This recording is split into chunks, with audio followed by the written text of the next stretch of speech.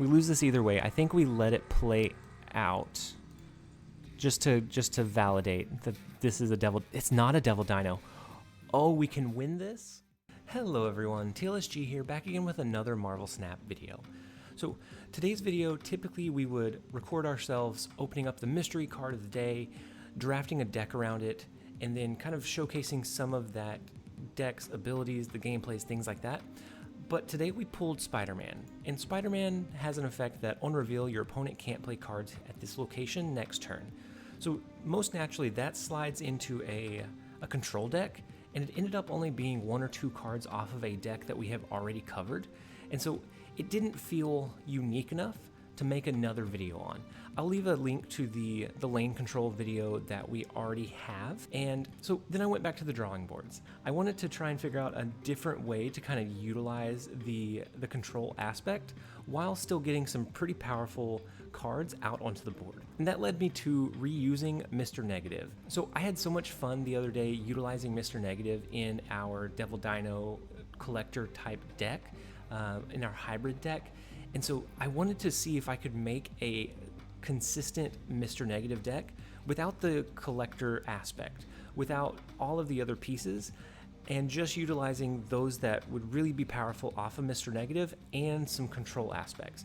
So the general idea of this deck is to either get high value out of Mr. Negative, so getting things like Iron Man for free, Taskmaster for free, White Tiger for a low or reduced cost, same thing with Professor X. Or if we're not able to do that, getting our lane lockdown conditions out. So a brief rundown of the lane lockdown conditions that we have, or the control aspects. So we have a new combo that we didn't run in our last control deck, and this one, I'll admit, is a lot less consistent because you need 2 pieces. You need both pieces of this combo in your hand by turn 3 to make it work. But the combo being Ebony Maw, which is a 1-cost 6-power card, but you can't play this card after turn 3, and it has the ability ongoing. You can't play cards here. So what that means is you can play this card, but you cannot play cards in that lane any longer for the rest of the game. So how do we utilize that? We utilize that along with Viper. So Viper, on reveal, your opponent gains control of one of your other cards at this location. So what we can do is on turn 3, we can drop both Ebony Maw and then Viper in the same lane, as long as it's an empty lane, to send Ebony Maw to our opponent. That locks down the lane. It's like a miniature sneaky Professor X, which when it works, it's phenomenal. But you do have to have both of those pieces in your hand by turn 3, so it is a little bit less consistent. The next control aspect that we have is, of course, Spider-Man. Spider-Man being an on-reveal card, you can't play cards, your opponent can't play cards at this location next turn. So we can utilize that in a couple ways. We can drop that on turn 4 into a turn 5 Professor X to fully lock down the lane. No more cards can be added, moved, anything. Or we can use Spider-Man in a lane on turn 5, and that's going to lock the opponent from being able to play cards there on turn 6. So on that final turn, they're not going to be able to drop anything there. So this is really useful in utilizing to try and stop Nova combos, to stop if an opponent has put all of their cards into 1 or 2 lanes, and they're probably going to dump cards on turn 6, we can utilize this by dropping Spider-Man there on turn 5. It makes it sometimes where they're not able to make a single play on turn 6. And then we have the Mr. Negative aspects. So I'll run through the rest of the deck really quickly. So Sunspot being a 1/1 drop with a higher mana curve where we're going to be passing for several turns in the early game. Sunspot comes in to kind of give that buffer room. So Sunspot is going to grow stronger each mana that you don't spend, which with this deck we will probably not spend a lot of mana for the early game. The second card being Devil Dinosaur. Devil Dinosaur, again, with this deck and with a higher mana curve, and we're not going to usually drop cards until turn 3, turn 4, we will have several cards in our hand. Devil Dinosaur can come in and swing a lane early and put down some early pressure that we wouldn't be able to sneak out otherwise. Then we have Moon Girl, which is a 3/3. It allows us to duplicate our hand. A lot of times we're not going to be able to utilize this card, but in some games I have been able to get my hand down low enough that I can duplicate 1 or 2 of Mr. Negative's effect cards, and then you can potentially drop 2 Mr. Negatives on turn 6. two Taskmasters, two really big cards that you can kind of sneak out and just really obliterate and swing the lane in your direction. Then we have Jubilee. Jubilee in this deck is used as a kind of condition to try to sneak out Mr. Negative when we don't have him in hand. So if we have Jubilee in hand but we don't have Mr. Negative on turn 4, a lot of times it's worth dropping Jubilee to try and pull and proc that Mr. Negative so that we can get him onto the board.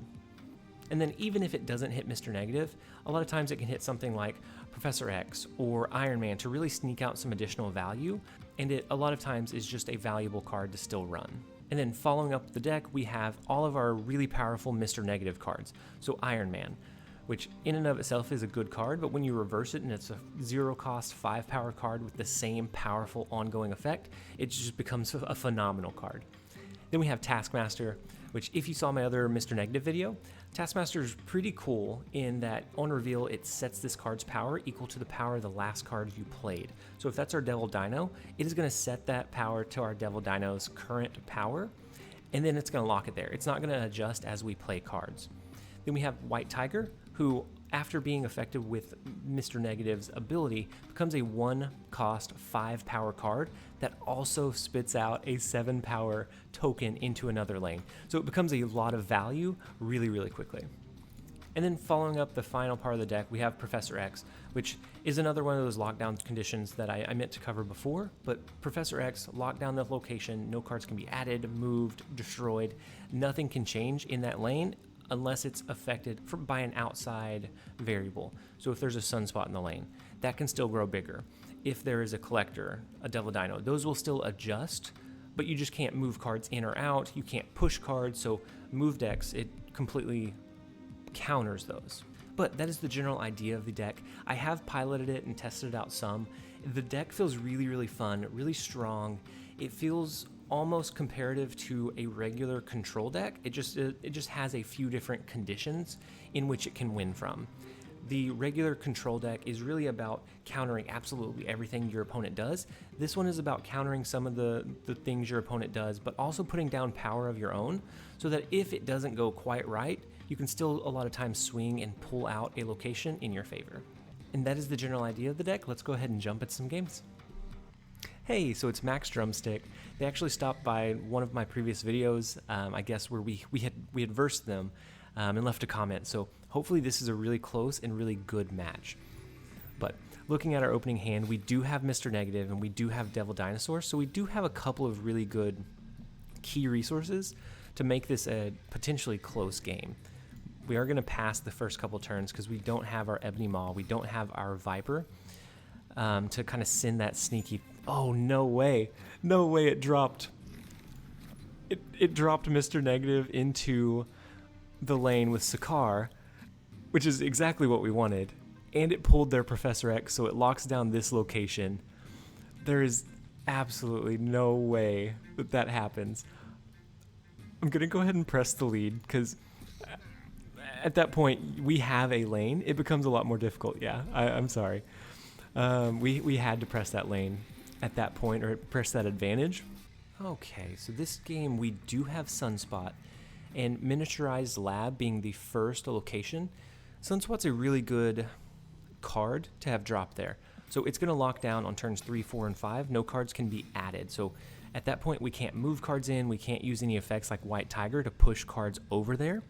So having something there that is going to be able to kind of grow in power for those turns is pretty beneficial. It will help us swing that lane, and it makes it harder for MK on their last turn to swing multiple things in their direction. Ooh, so they have Dracula. It's a card that I'm excited about pulling. I think it'd be really good in a like Apocalypse deck or just a high power discard deck. And so I'm excited to pull it. But it looks like they discarded it. So either they're running Hela, or maybe they got unfortunate with that discard. But either way, I don't have a good play line for turn 3. I do have Ebony Maw, but that's of course going to lock down our location since we didn't draw the Viper in as well. I'm going to go ahead and skip this turn. They have Electro. So Electro being a card that I'm excited also to try out. On reveal, you get +1 max energy, but you can only play 1 card a turn. So that tells me they're probably going to be playing some high power, high value cards. And since they're only going to be able to play 1 at a time. So what we're going to need to do, or what we're going to want to do, is drop Mr. Negative, because we were able to curve into him on turn 4. We have our Iron Man, we have Professor X, we have Spider-Man in our deck still, that all that get upside from that impact or that effect. So this one is a good one. We got Devil Dinosaur. So I almost want to hold this for the final turn. That way, oh no, we won't be able to drop everything. I was thinking we could drop like a Moon Girl along with the Taskmaster to ensure that we could have a maximum hand size whenever Taskmaster copied Devil Dinosaur's power. So since we don't have that, in our deck we still have Iron Man, we have Professor X, we have Spider-Man, and one other card, Viper. Ooh, so Viper's a tough one. I don't really want to throw down Jubilee with Viper in our deck. So Viper potentially sending a card their way. So in that case, I am just going to drop White Tiger into the Danger Room. I think I'm going to give up this middle location and compete for the other ones. And so we'll drop White Tiger in this middle location so that it'll send power out into one of the other 2 lanes. And then with that, so he brings back Dracula. Interesting. What could...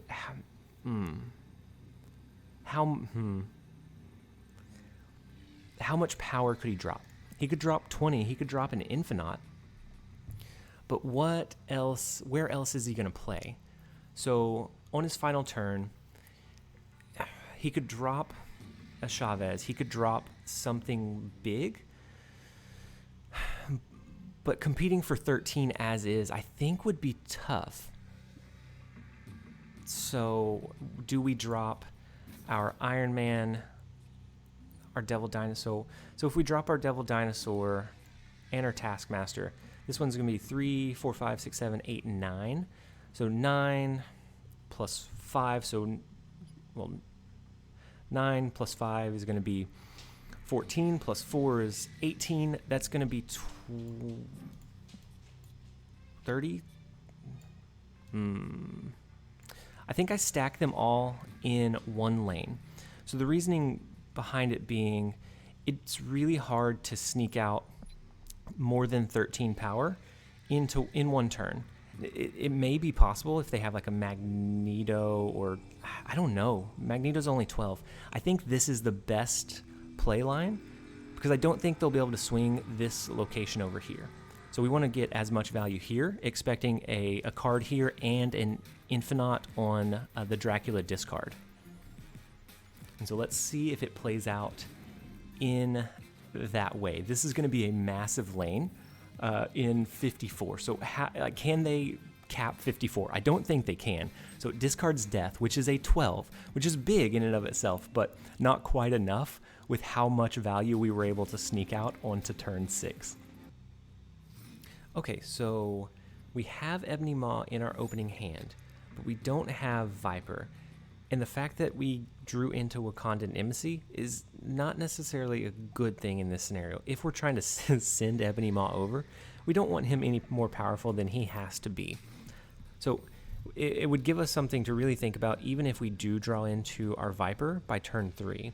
I'm not sure if we would actually still play it or not. And so nothing to play on turn 2. We'll go ahead and bypass and wait to see what they're playing. So they are doing a Collector Devil Dino deck. So that's good to know. And we don't draw into our Viper, so we don't even have to necessarily worry. So I think we play our cards in the Strange Academy. So if they do get moved at the end of turn 5 into this location, they get the additional benefit of having that +2. I think we would get more upside out of having them potentially pushed over than just playing them flat in that lane, because at least they have a chance to grow from that. And they dropped a Moon Girl early, so that's kind of scary. That's always it's always a little bit worrisome, because what did they have in their hand that was so good that they wanted to duplicate it early? So it's typically like a Devil Dino. Sometimes it may be a Nova combo. So depending on what we see from the... one of them was Sentinel, so they're going to be able to make this collector huge. So I think we will probably not play any card... Well, with Strange Academy, it may push these cards over. So it becomes a little bit more tricky. So do we ever drop Professor X here? I don't think we do. So how do we win this lane after cards move out of it? I think we drop Spider-Man here. We hope that we get enough cards over to the right that we're able to hold down that location. Spider-Man is going to make sure that Livin is not going to be able to play anything in Strange Academy next turn. And so we're kind of free to adjust as needed. Okay, so that's good. He fills up this lane. We don't want to go for that lane anyways. So all of his cards here are going to push over into this lane. He has one spot to play in. I assumed that he was going to try and do a double Nova combo here, but he's not going to be able to have the space to play it. Because we dropped Spider-Man, even though Spider-Man could potentially or will get moved out of Strange Academy, there's nothing that Livin can do to play there. So we really limited his space, and now all we have to do is lock down this location, which is a little bit harder said than done. So we did draw... Okay, so we did draw White Tiger. We have Viper and Moon Girl. So how do we get above... Oh. How do we get where we need to be? Do we ever not play anything in Strange Academy so we can stack all of our power here? So this would be 11, so it's going to turn into 22. If he has a Devil Dino, then he of course still wins the lane. So 22, if we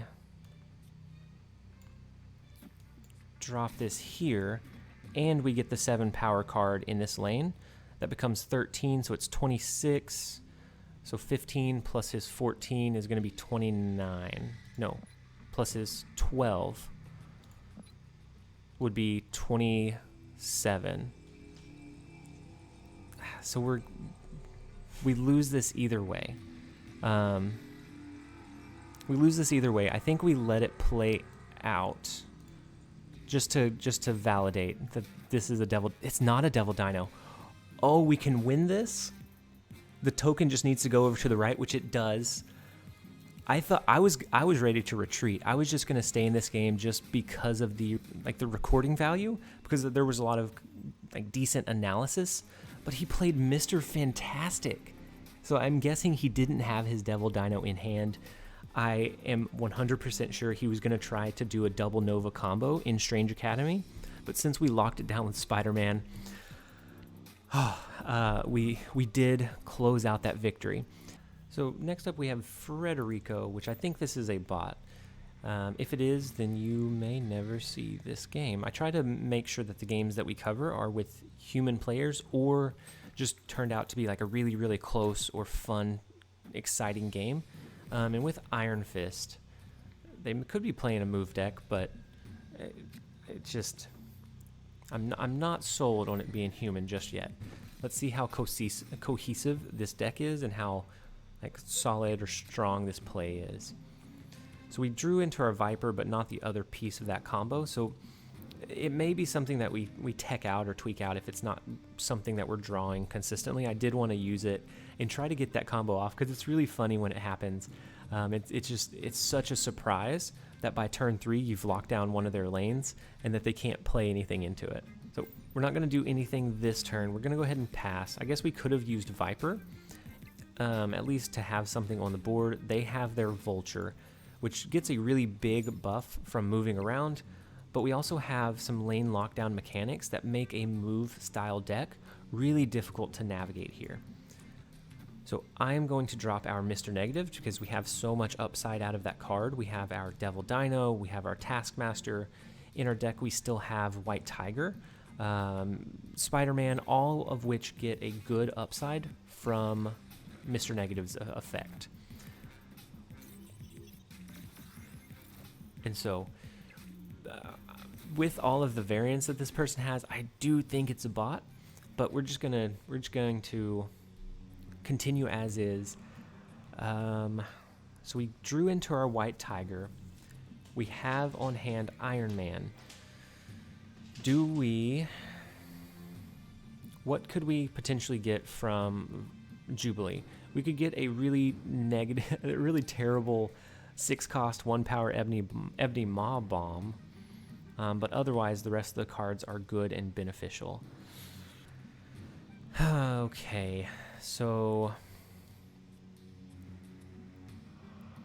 I'm just trying to decide if we drop everything here this turn.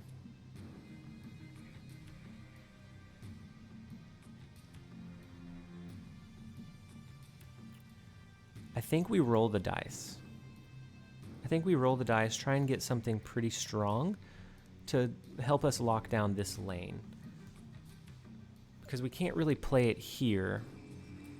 And we're going to have a White Tiger, which will be able to help swing us next turn. And we're going to be able to drop White Tiger and Iron Man in the same turn. And so they get 2 0-cost cards unless they're going to change the lane. Then it wouldn't make sense, but they do change the lane. So now we get Taskmaster, which is going to copy not Jubilee, but the card we played that has fully played through last, being Taskmaster. So that's not a bad card to have pulled. If they play Heimdall and send all of their cards over to the left for some reason, because it's a semi-move style deck, that leaves the 14 here, probably 8 here. So I'm going to drop our Rock in this location because it will get the 1, but they get +3 from it. So it becomes 11. So do we do something like this? This would turn it into 5. This would turn it into 10 regardless. No, that's not going to win it for us either, because I'm expecting a Heimdall.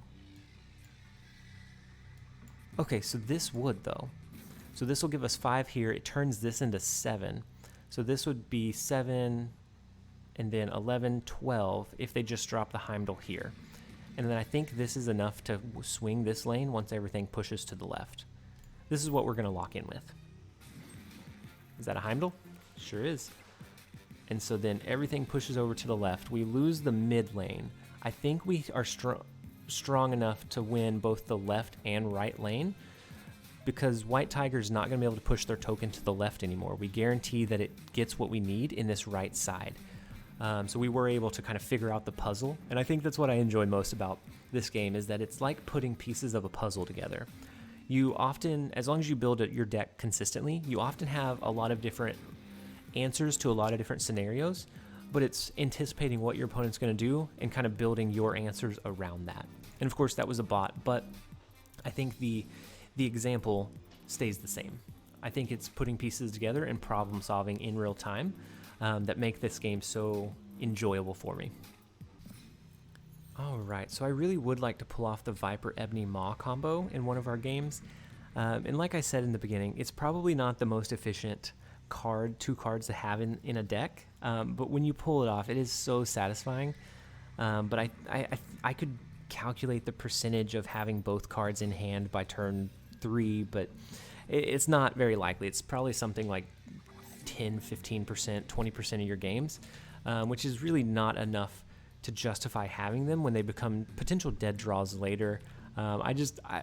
It's so satisfying. So even like this, if we don't draw Ebony Maw, we're going to be able to send another negative ninja their way next turn. So I'm going to go ahead and drop Sunspot into New York. With that being on turn 6, you can move cards in that location. We may end up doing something like locking it down with Professor X. It just depends on how the rest of the game lines out. And it looks like we have the dream. So in our hand, we now have the Ebony Maw Viper combo.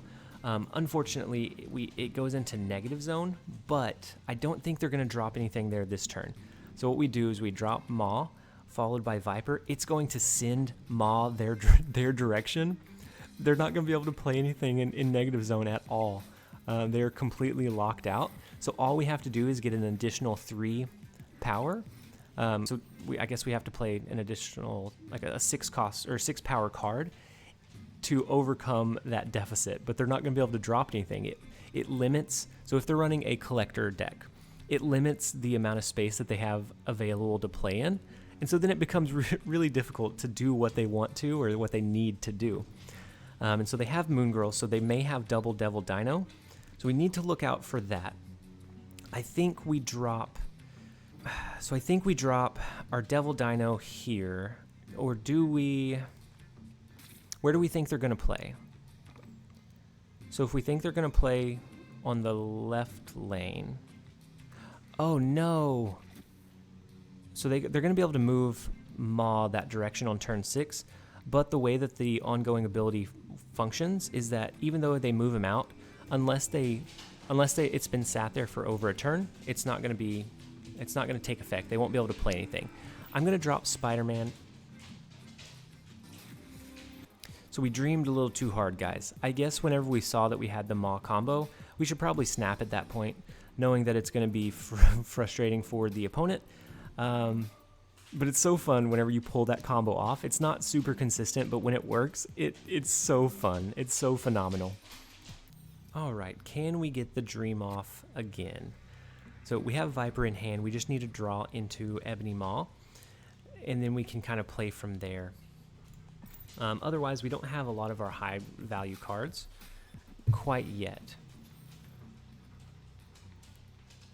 And so Elysium allowing us to play our cards a little bit easier.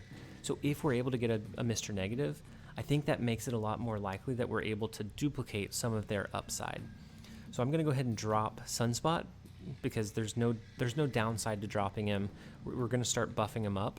The only downside potential to actually, I'm going to drop Sunspot here because if we drop our Viper, we want to do it in a lane that they don't have any cards in currently, or try to. And so we're not able to drop the Viper Ebony Maw into the left lane Murder World because it would get destroyed that turn. So our only chance is to drop it into Elysium if they don't drop anything into this lane as is. I can't believe they're playing a Groot.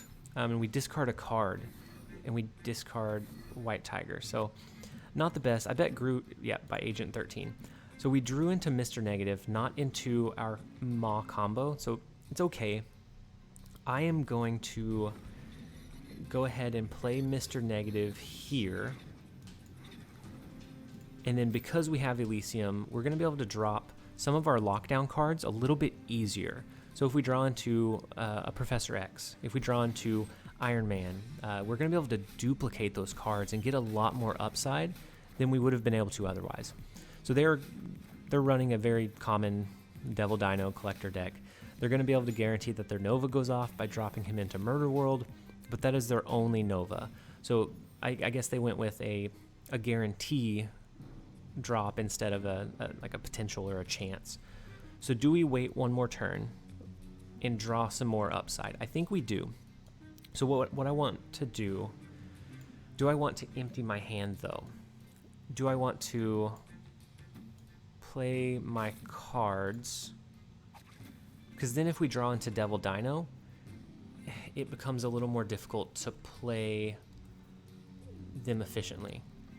But if we draw into something like White Tiger, that's huge, being able to duplicate our white tiger that's 1 cost 5 power, or even to a lesser extent like a taskmaster.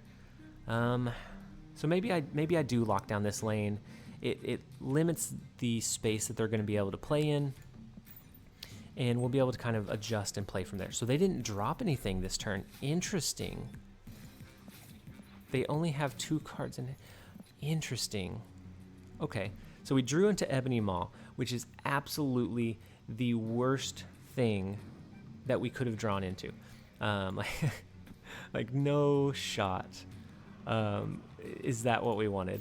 Ebony Maw, the only one that gets a major downside to running Mr. Negative. Plus, we can't play him because it's after turn 3, but he becomes a 5 cost 1 power, so it just feels bad when you top deck into him. So we're gonna play our Moon Girl so we can at least duplicate Iron Man, and then maybe we'll draw into our White Tiger. Maybe we'll draw into something that has high power, a Taskmaster, something like that. And so they dropped Iron Man in this right lane. So if we drop our Iron Man, there, and they drop a Devil Dino, that Devil Dino is going to skyrocket that lane. Or they're playing it in a way that they're trying to like play mind games. So let's look at our other lane options. So we drop a card here. This is 10 power. We drop 2 cards here, or we even drop a card here and a card here. Can we compete with a single Devil Dino? They don't have Moon Girl. So 3 power here would make this one 30. This is going to make this one more than 30 because we add 5 plus we double it. This is going to make this one 10. I think we go with kind of an even spread because they're going to stack some power somewhere. And so maybe we don't. Maybe we drop it in the left and the right lanes because, oh, yeah. Oh no, I need to pull back my Iron Man. Now I'm panicking. Oh Lord. So looking at it, if they had dropped anything, a Moon Girl, this collector is going to grow. So Iron Man was not going to be enough to, let's snap. Let's just do it. Let's not think about it. Had we dropped our Iron Man here and they drop a Moon Girl, which they probably will, I'm thinking Devil Dino Moon Girl, I would not be surprised to see 2 cards here. Collector is going to grow. 3 cards here. So not quite what I was expecting. I'm thinking this will be a Devil Dino.